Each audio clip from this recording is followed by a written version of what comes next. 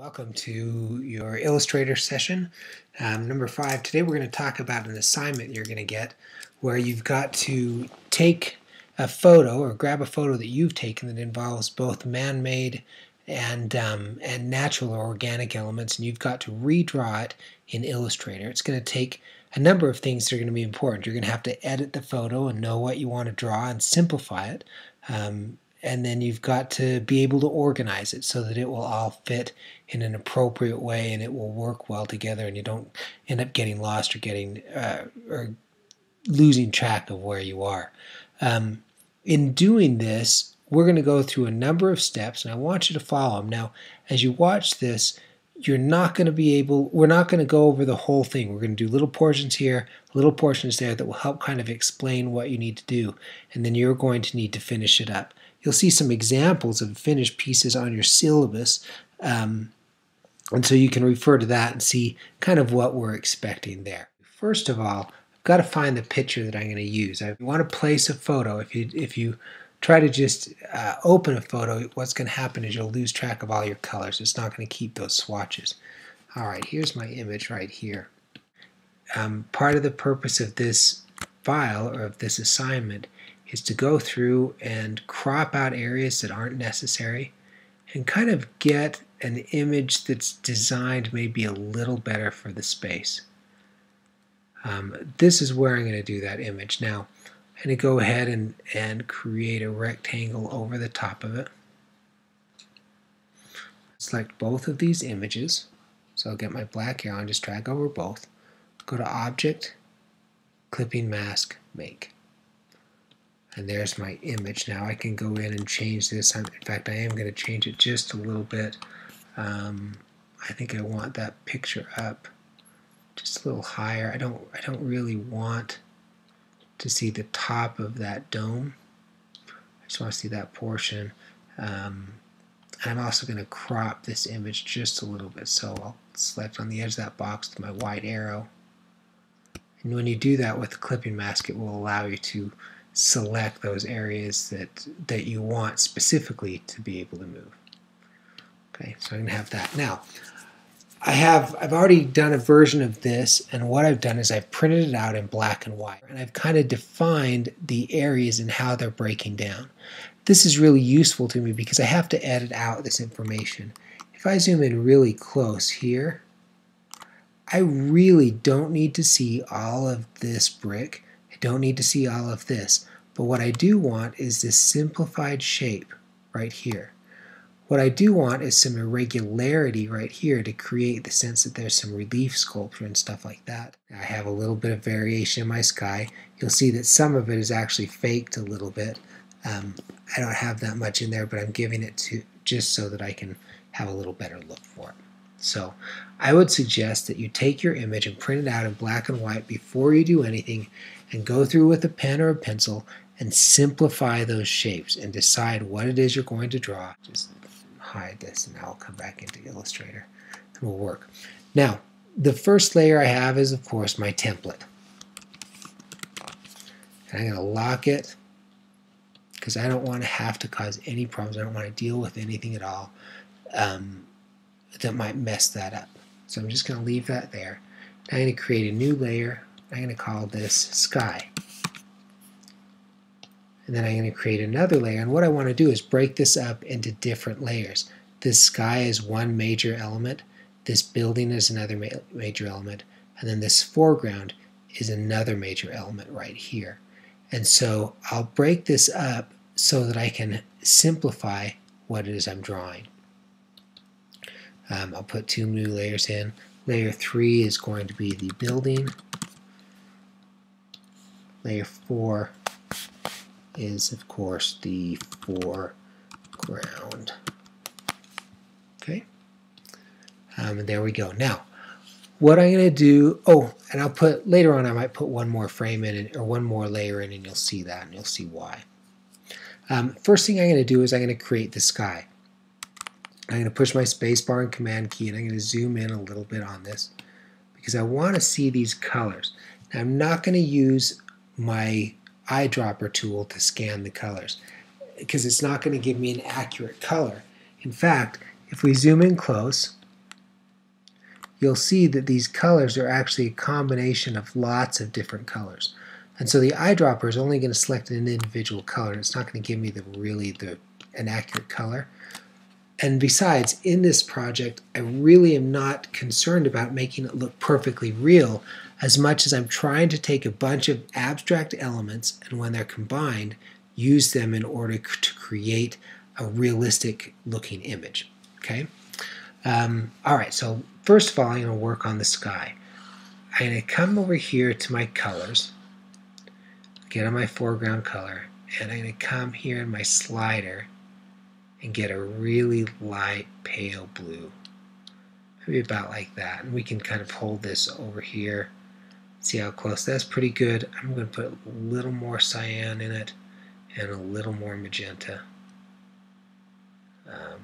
so that I get the color that I want. About right there. Now, in my swatch palette, and we did this with the name, and go ahead and just drag. I'm going to make a color family or a color group. We'll call this our Napoleon colors. I think I misspelled that. Napoleon? I don't know. And I'm going to drag the colors for this into there. Now I've got this light blue. Now I'm going to make a blue that's a little bit darker.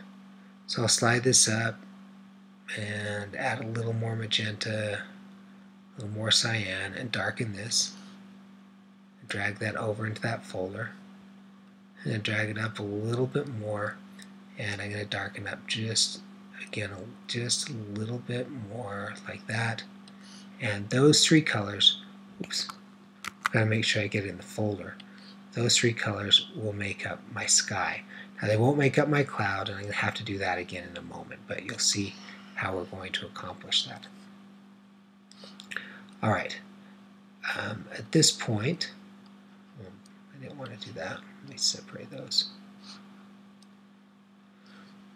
Okay, at this point I'm going to create my sky. I'm going to get my pen tool, and the great thing about this is that I don't have to deal with any of these edges because later on I can cover them up. So I'm just going to go like this. I'm going to cover it up with that dark blue, just like that. We want to make sure that we finish up where we start. So this represents the darkest color of that sky in the background. What I need to do in order to be able to see what I'm drawing, I've got to come right over here to my tool palette and toggle those colors so that I have a stroke around there. Now this is very similar to what we did with the name, only in this case this is going to be a much more complex image, and we've also got to be able to create a series of dimensions and things like that working on it. So here's our darkest blue. Now we'll deselect, and I'm going to make a little bit lighter blue. So I'll take that lighter color blue, the second color that I did, and now I'm going to bring that just right kind of along here. And I'm going to give a little bit of variation in it just to create some interest. Now, it doesn't really do that, but I want that just so that I can have something that looks just a little more interesting than what we had already. So there's that. Now I'm going to come back in here because I don't really like that shape. They seem a little rough. So I'm going to just vary those shapes a little bit. Now I need this lighter color. So I'll deselect, get my lighter color and drag it to that stroke. I do that so that I can see what's behind it. And now I'm going to come in here and create this lighter color. So you're going to draw these multiple colors, and these are going to end up making your sky. Now I've got to do these clouds a little bit. What I'm going to do is use some of this light blue color, and then I'll probably come in with a little bit of white over the top of it. Let me show you how I'll do it right here. Actually for right here and right here. This is really, really light. So I'm actually going to just take this lighter blue color that I already have, and I'm going to come around here, and I can see a little bit of variation right here. Now notice I'm not getting too close, and while I'm not really following it, I am also making sure that those shapes are still semi-graceful. So here's that line. Now I'm going to get the lighter color blue, the very lightest blue that I'd done. And I'm going to come in here and I'm going to create just a little hint of a lighter area of that cloud. Now, even though, it's not going to really matter, it doesn't necessarily look like a cloud, but when it's surrounded, things are identified by what they're surrounded by.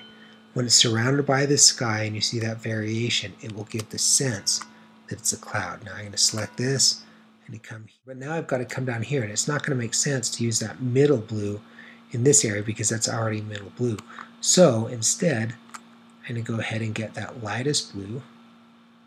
I'm going to come around here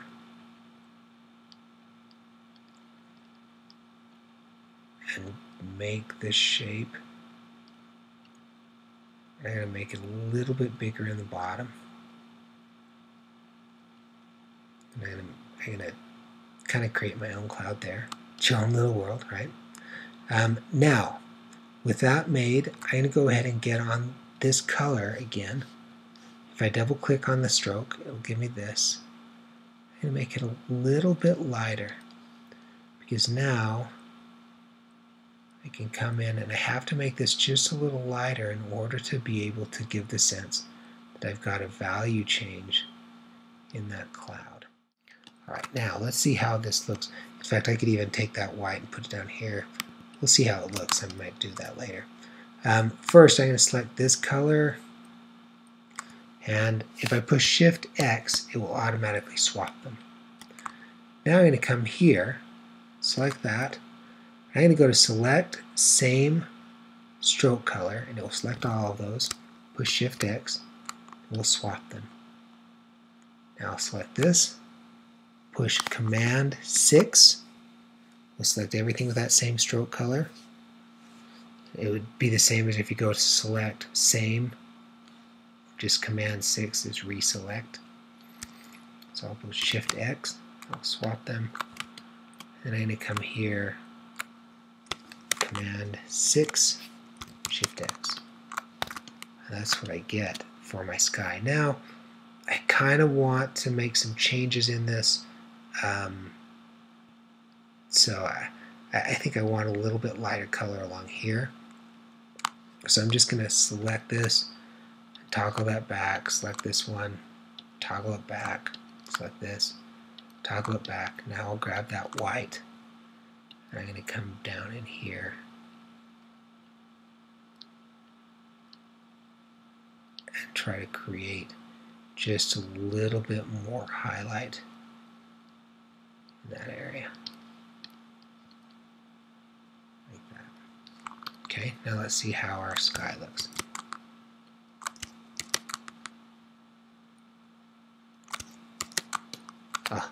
Très bon. I think that means really good, very good in French. So actually this is maybe a little light, so I'm going to select that. I'll go into my color palette, make it just a little darker here. Yeah, that darkened it up just a little bit.